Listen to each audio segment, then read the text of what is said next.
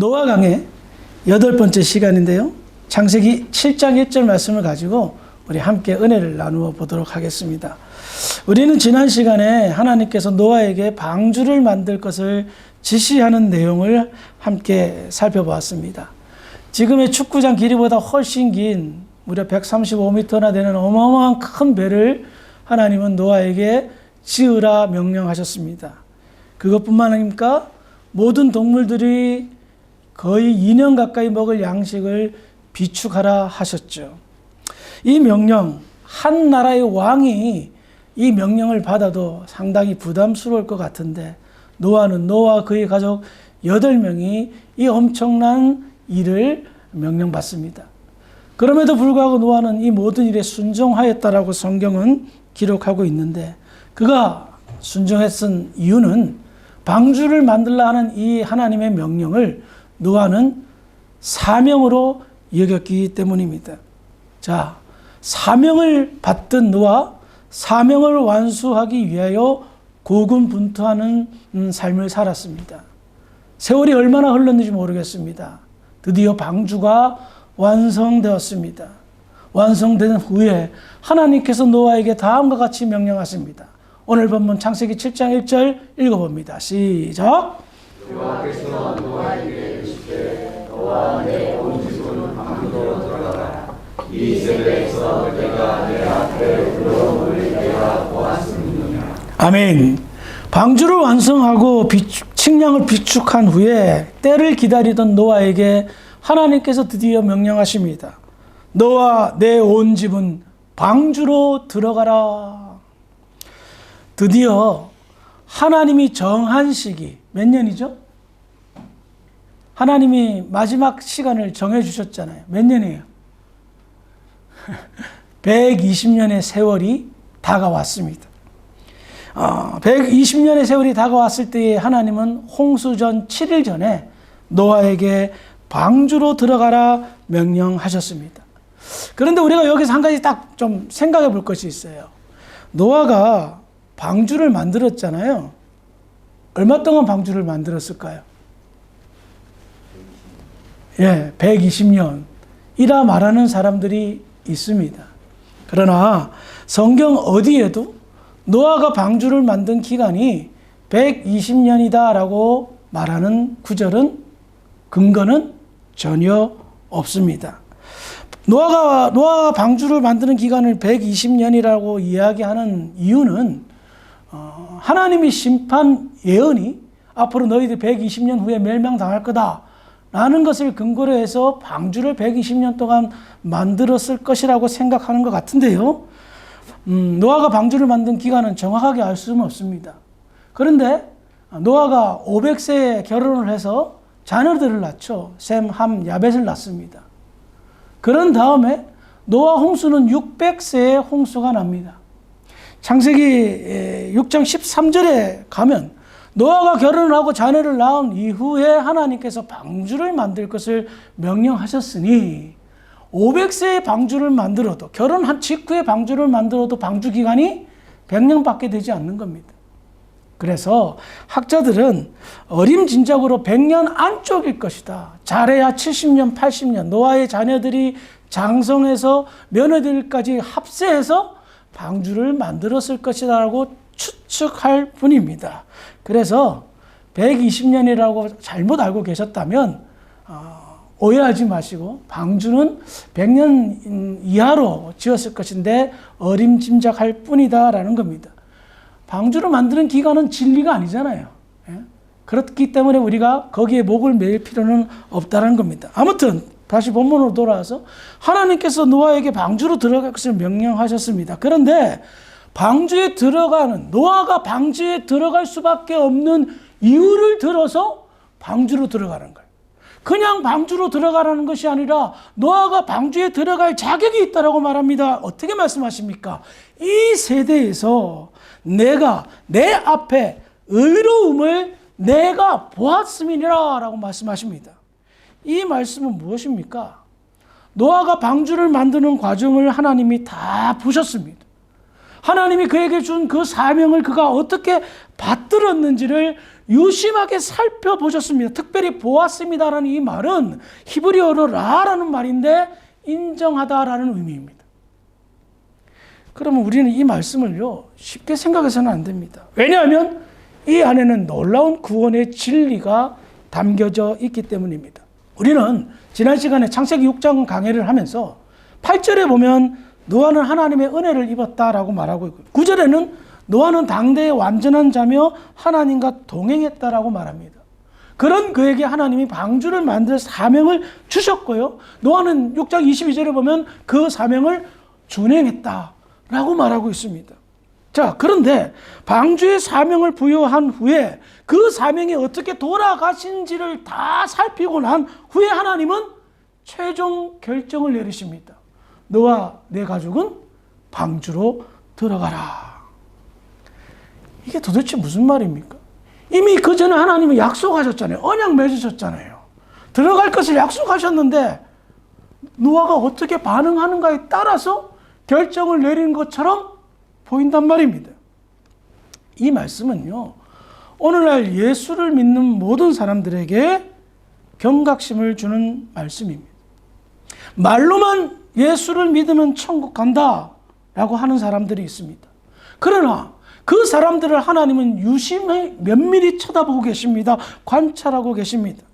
우리에게 기회를 주신 거예요. 예수를 믿을 기회를 주신 거예요. 그런데 그 예수를 믿는 기회 가운데 그 기회를 어떻게 잘 활용하고 있느냐, 그 사명을 어떻게 다 하고 있는가를 보고 계신다는 겁니다. 그래요. 예수를 믿으면 구원받습니다. 천하에 다른 이름은 없습니다. 오직 예수를 믿으면 구원받습니다. 그런데 예수를 믿으면 구원받는데, 예수를 믿는 믿음이 있는데, 구원받을 만한 믿음이 있음에도 불구하고 아무렇게나 산다면 그 구원은 좀 의심해 봐야 되지 않겠습니까? 냄새가 나지 않습니까? 예수를 믿는 그 고귀한 믿음이 있는데 불구하고 세월을 낭비하고 세상을 쫓는 삶을 살며 죄를 짓는데 아무렇지도 않게 산다며 그럼에도 불구하고 나는 천국 간다라고 말한다면 그 사람의 구원은 좀 문제가 있는 것 아니겠습니까?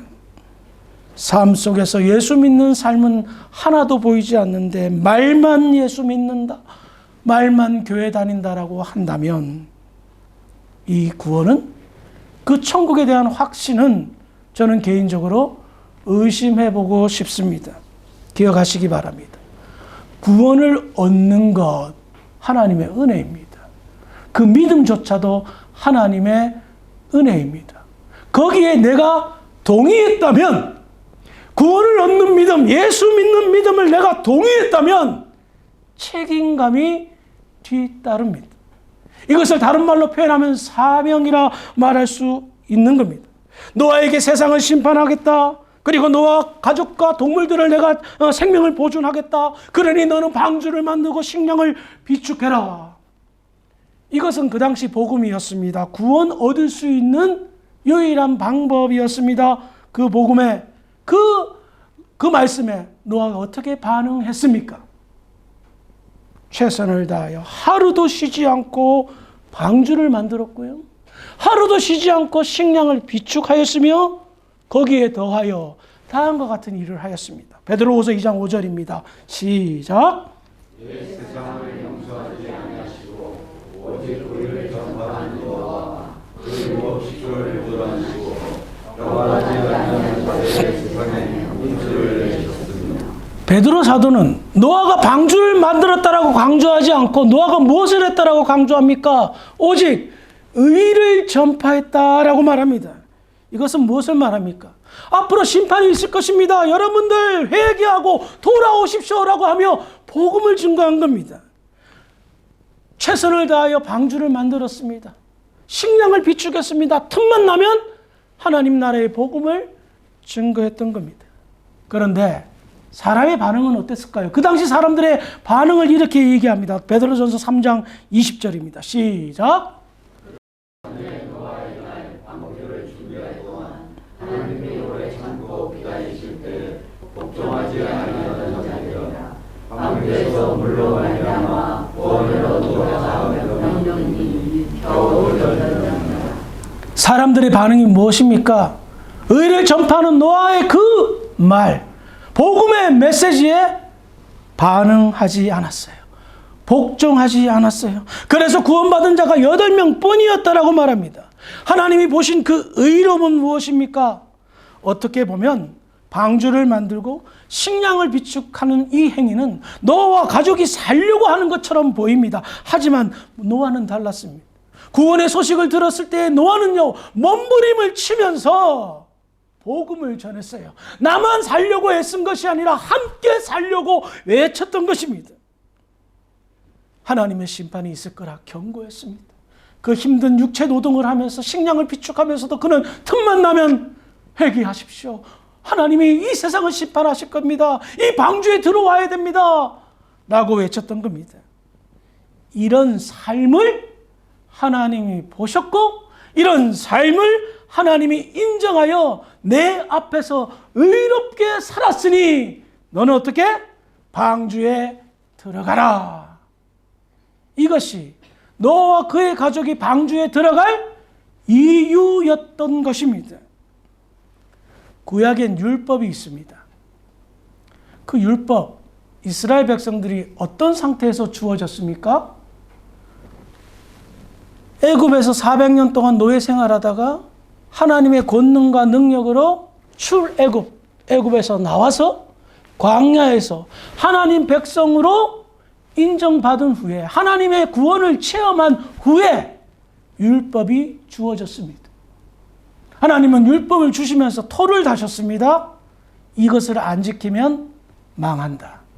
심판당할 거다. 하나님의 백성, 하나님의 말씀인 율법을 받았는데 그들이 이 율법을 지켰습니까? 그들은 이 율법을 못 지킨 것이 아니라 안 지켰습니다. 그래서 어떻게 되었습니까? 구약의 역사가 BC 722년에 북이스라엘은 아시리아에서 멸망당하고 BC 586년에 남유다는 바벨론에 의해서 멸망당했습니다. 심판받았습니다. 무엇 때문에? 의롭게 살지 않았기 때문에. 하나님의 말씀대로 살면 의로운 삶이라고 명령하셨고 하나님의 백성이 그렇게 살아야 되는데 그들은 그렇게 살지 않았기에 멸망당했습니다. 오늘날로만 무슨 말입니까? 나 예수 믿습니다 하면서 아무렇게나 막 사는 겁니다. 사명대로 살지 않습니다. 의롭게 살지 않습니다. 그런 사람이 어떻게 예수 믿는 사람이요 구원받은 사람이라고 말할 수 있습니까? 하나님은 나는 너를 택함이 없는데 너 혼자 네가 택함 받았다라고 착각하고 있지는 않느냐? 라고 말할 수 있는 겁니다. 신약시대는 어떨까요? 히브리서 6장 4절부터 6절입니다. 같이 천천히 읽어보겠습니다. 6장 4절부터 6절 시작. 한번 빛을 받고 하나님의 은사를 맛보고 성령에 참여한 바 되고 하나님의 선한 말씀과 내세의 능력을 맛보고도 타락한 자들은 다시 새롭게 하여 회개하게 할 수 없나니 이는 그들이 하나님의 아들을 다시 십자가에 못 박아 드러내놓고 욕되게 함이라. 아시겠어요? 깨달음과 적용은 엄청난 차이가 있습니다. 물론 깨달음도 은혜의 영역이며 성령의 영역입니다. 적용도 은혜의 영역이고 성령의 영역입니다. 하지만 적용은 다릅니다. 거기 하나 더 추가가 되는데 개인의 반응이 추가가 됩니다. 내가 깨달은 바, 내가 체험한 바, 내가 경험한 바 그 은혜를 내 삶 속에서 구체적으로 어떻게 적용하는가? 그것을 하나님이 보고 계신다는 거예요. 그것만 하나님이 보고 계신다는 겁니다. 하나님은 하나님으로서 할 것을 다 하셨습니다. 그런데 은혜를 받고 은혜를 체험했다면 구체적인 적용이, 인간의 반응이 방주에 들어갈 자격이 있느냐 없느냐를 본다는 것입니다. 좀 더 정확하게 표현하자면 진정한 깨달음은요, 구체적인 말씀을 이루는 삶으로 적용되는 거예요. 노아는 하나님과 언약을 맺었습니다. 방주로 들어갈 것이라는 약속을 받았고요. 그 약속을 받은 후에 노아는 대충 살지 않았습니다. 최선을 다하여 자기에게 부여된 사명, 방주를 만들고 식량을 비축하며 더 나아가 이 사명이 자기에게만 부여된 특혜가 아니라 모든 사람이 누려야 될 특혜임을 깨닫고 증거했던 겁니다. 앞으로 몇 년 남지 않았습니다. 여러분 회개하십시오 하며 그 시대를 향한 외침이 되었던 겁니다.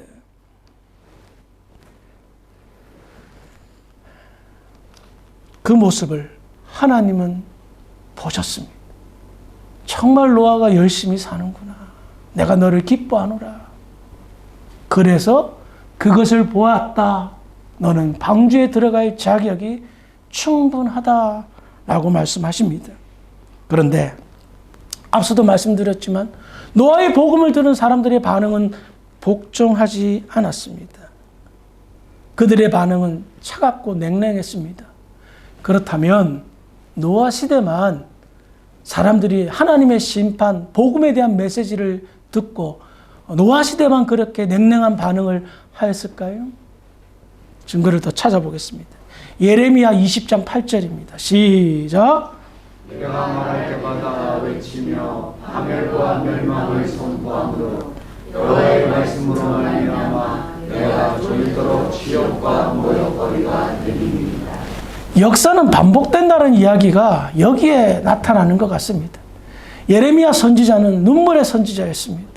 눈물로 조국 남유다가 바벨론에 의하여 멸망당할 것이라는 것을 선포하였고 예언하였습니다. 하지만 당시 믿음이 좋다라고 자청하던 그 사람들이 뭐라고 합니까? 조롱과 멸시를 받습니다. 치욕을 당합니다. 그 선지자를 비웃었습니다. 그 선지자를 모욕 주었습니다. 이것이 멸망받기 전에 하나님의 백성들이라는 사람들의 반응이었습니다. 그렇다면 오늘날은 어떤 반응을 보일까요? 제가 역사는 반복한다고 그랬죠. 베드로후서 3장 3절부터 13절인데 좀 길지만은 여러분들 좀 새기면서 함께 교독해 보도록 하겠습니다. 제가 먼저 읽습니다. 먼저 이것을 알지니 말세에 조롱하는 자들이 와서 자기의 정욕을 따라 행하며 조롱하여 이르되 주께서 강림하신다는 약속이 어디 있느냐. 조상들이 장으로부터 마음을 처음 창조되어 같이 그냥이니까.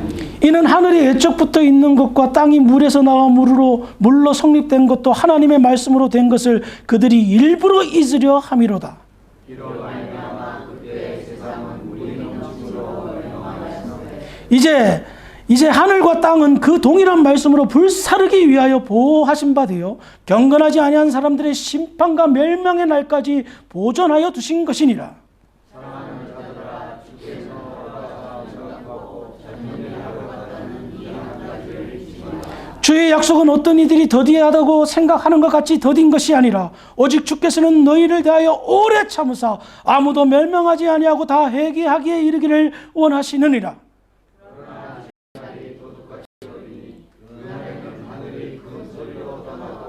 물질이 뜨거운 물에 풀어지고 땅과 그 중에 있는 모든 일이 일어나리로다. 이 모든 것이 이렇게 풀어지리니 너희가 어떠한 사람이 되어야 마땅하냐. 거룩한 행실과 경건함으로.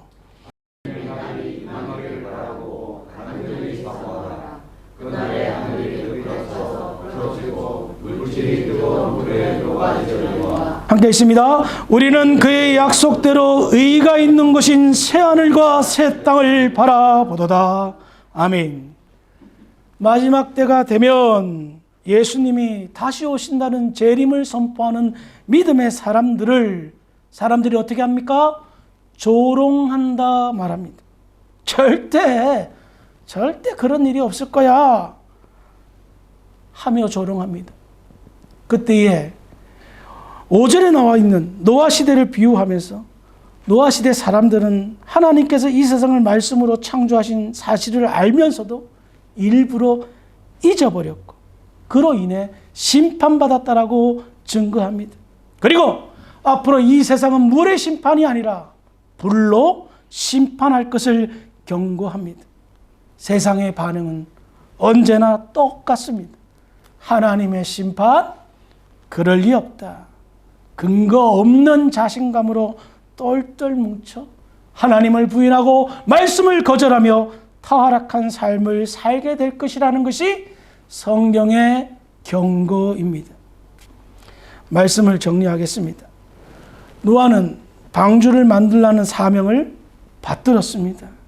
그리고 자기와 자기 가족만이 구원받고자 방주를 만든 것이 아니었습니다. 될 수만 있으면 한 명이라도 더 방주에 타기를 간절히 소원했습니다. 그렇다면 노아는 왜 그런 마음으로 살았을까요? 왜 그렇게 소원을 두었을까요? 베드로후서 3장 9절 읽었는데요. 다시 한번 읽어봅시다. 시작.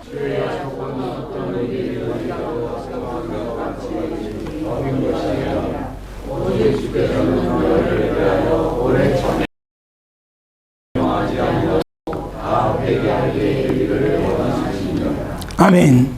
노아는요, 하나님의 오래 참으시는 인내를 느꼈습니다. 그리고 그럼에도 불구하고 이 세상 사람들이 한 명이라도 더 회개하기를 바라는 그 마음을 노아는 읽었습니다. 그래서 그는 방주만 만들지 않았습니다. 하나님의 마음을 전했던 겁니다. 그런 노아의 삶을 하나님은 하나님 앞에서라는 표현을 통하여 묵묵히 지켜보고 계셨습니다. 그러면서 마지막 때에 방주에 들어갈 때에 하나님은 그렇게 말씀하십니다. 내가 내 앞에서 너의 의를 내가 보았다. 즉 너는 진짜 방주에 들어갈 자격이 있구나. 세상 모든 사람들이 하나님의 마음을 몰라주고 끝까지 하나님께 등을 돌렸을 때에 하나님은 노아를 보면서 희망을 가지셨습니다. 이 단 한 사람의 희망은 이 세상 모든 사람을 구원하고자 하는 하나님의 구원 계획을 변동시키지 않았습니다. 약속하신 여자의 후손으로 말미암아 구원하고자 하는 그 약속은 끊김이 없이 지속되게 하셨던 겁니다. 노아 한 사람의 순종으로, 노아 한 사람의 사명 다함으로 인해 저와 여러분들이 그 덕을 오늘날 보게 되었습니다. 자, 사랑하는 성도 여러분, 우리에게 진정으로 예수를 믿는 믿음이 있다면 하나님이 여러분들에게 각자 주신 현재의 상황에 맞는 사명들을 꼭 기억하시기 바랍니다. 그래서 여러분들에게 베풀어진 그 구원의 영광에 적합한 삶이 여러분들의 삶 속에서 나타나기를 주의 이름으로 부탁을 드리겠습니다. 사명을 부여했는데 사명을 상실하여 세상에서 방황한다면 그것보다 억울한 일이 어디 있으며 그것보다 안타까운 일이 어디 있겠습니까?